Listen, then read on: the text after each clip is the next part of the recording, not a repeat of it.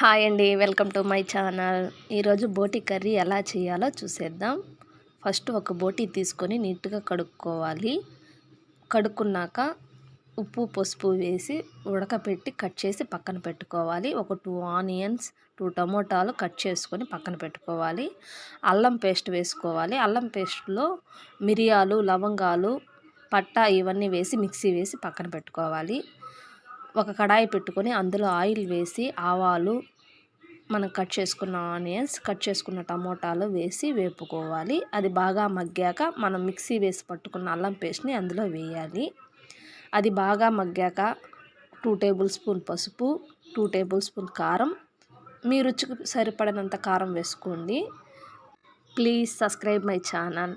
Like చేయండి, comment చేయండి ఎలా ఉందో. మనం కట్ చేసుకున్న బోటీని అందులో వేసుకొని ఒక 10 మినిట్స్ బాగా వేపుకోవాలి.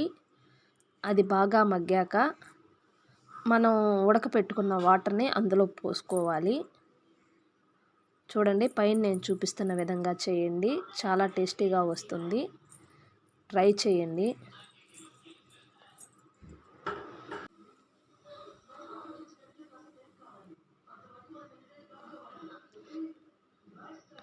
బోటీ నీచు స్మెల్ వస్తుందండి.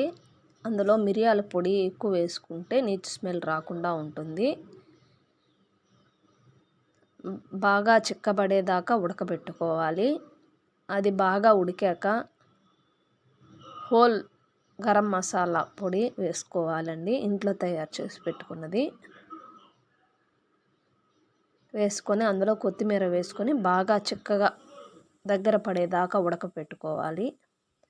అంతేనండి, చూడండి ఎలా వచ్చిందో బోటి కర్రీ అనేది. చాలా టేస్టీగా ఉంటుంది, ట్రై చేయండి.